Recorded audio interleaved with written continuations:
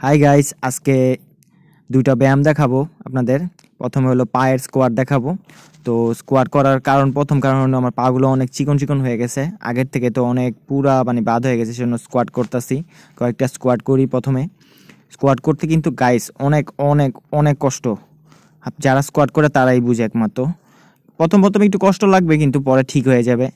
কিন্তু স্কোয়াট আপনার পাকে প্রচণ্ডভাবে মজবুত করে, মানে পুরা লোহা বানায় দেয় এক প্রকার। আর কয়েকটা স্কোয়াট করার পর আমার পা অনেক টান খাইছে, কারণ হলো অনেক দিন পর স্কোয়াট করা হইতেছে। মানে পায়ে লড়তে পারতাছি না আর কি, পায়ের রগে টান খায় আর কি।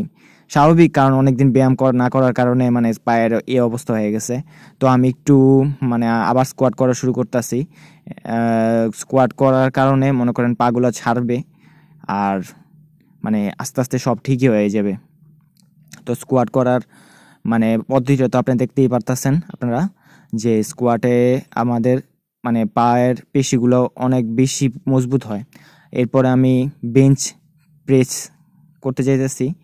যে বেঞ্চ প্রেসে আমার তো ডাম্বেল নেই, সেজন্য আমি দুইটা জলের বোতল নিয়ে নিলাম। জলের বোতলে করা যায়, চাইলে আপনি পারবেন। আর বেঞ্চও নাই, সেজন্য নিচে শুয়ে পড়লাম বেঞ্চ ডিপ করার জন্য, বেঞ্চ প্রেস সরি। তো আমি করতেছি বেঞ্চ প্রেস।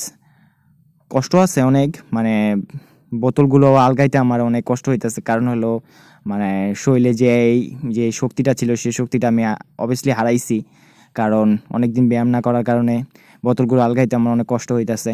কিন্তু তাও আমি করতেছি আর কি। বেঞ্চ প্রেস করলে আপনাদের চেস্টে অনেক উন্নতি হবে। সো গাইস, আজকে এই পর্যন্ত।